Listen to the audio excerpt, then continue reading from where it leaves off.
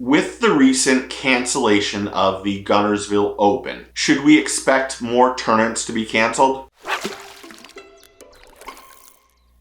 Welcome back to the channel. Welcome back to the vlog. If you're new, my name is Steve Chapman. First and foremost, organizers of bass fishing tournaments do not want to see anyone being hurt or fatally injured. Accidents happen. We have to be upfront. And no one wants to hear horrible news that people were injured or worse. Can we be mad at smaller tournaments that are canceling events because of boat crashes in other states? There is an increased legal liability risk when they make local tournaments. They're more expensive and they're harder to organize. And injury and liability exposure brings on lawsuits, and nobody wants that. And when lawsuits from participants and spectators, when injuries happen, the facilitators and the operations are negligent. And when these tournaments are canceled, they're canceled because of insurance, of cost issues. They don't want to cancel a tournament because a lot of them are their tournaments to raise funds for other people. But with the recent amount of boat crashes, fatal boat crashes, organizations and those smaller tournaments need to look at what's going on. And to be honest, there are going to be some drastic changes that happen in certain states for bass fishing tournaments. Not what everyone wants to hear, but these things are happening in the background right now. Not want to do rumors and gossip, that's for sure. But we as boat or bass fishing tournament anglers, we're going to see a drastic change in things. No ifs, ands, or buts. What's happened this year with all the fatalities and boat crashes starts to add up. And these legal lawsuits that go after the families, go after the guides in this case, go after the organizations. Lawsuits suck.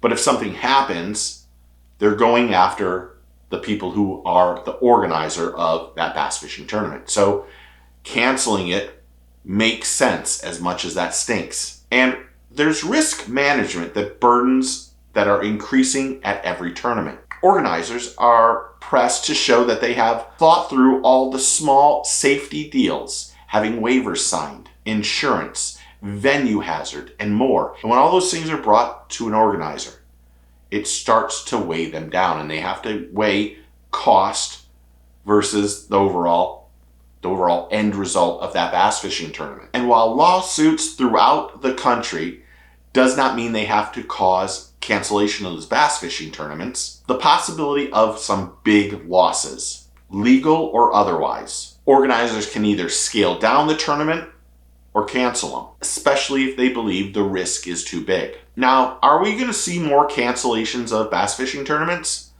The answer is yes, but just moderately. I think we'll see more scaled down tournaments for the smaller tournaments, or maybe even some postponements.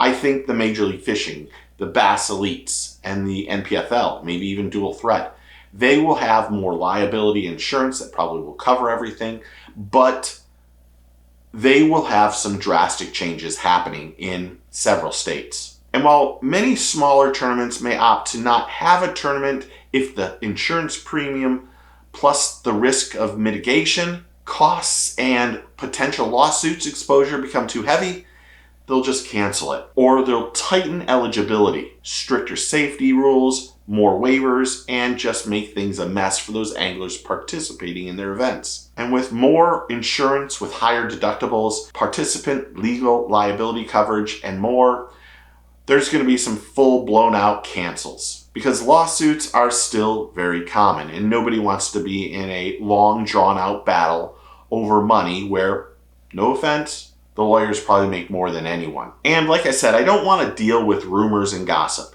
but I think we're going to see, or I should say I know we're going to see, some drastic changes in tournaments. We're going to see possible speed limits, so we're going to see anglers having to participate in a boater safety course.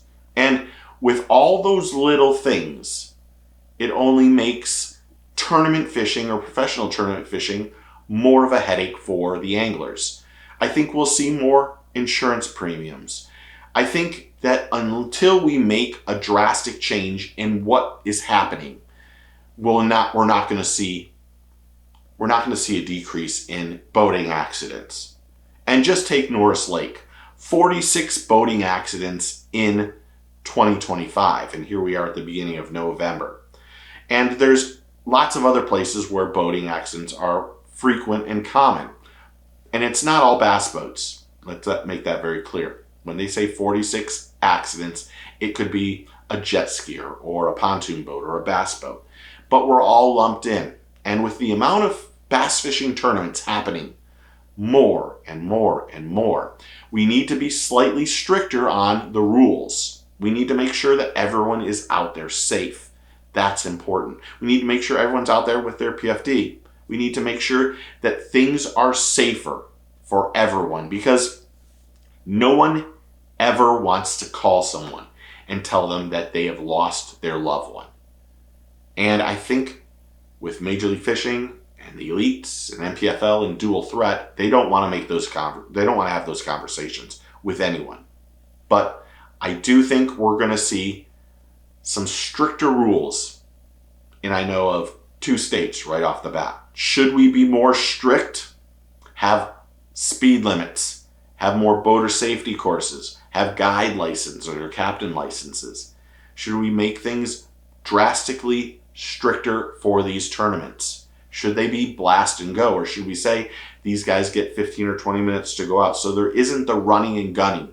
There isn't that speed into getting to the spot first. And how does it affect the tournament anglers that have those spots that they don't want to share? Because you find that honey hole, you want to be there first. And quite honestly, no spot is secret to anyone anymore. They're not private. We all know them. But what do you think? That's what I want to know. So comment below and tell me what you think.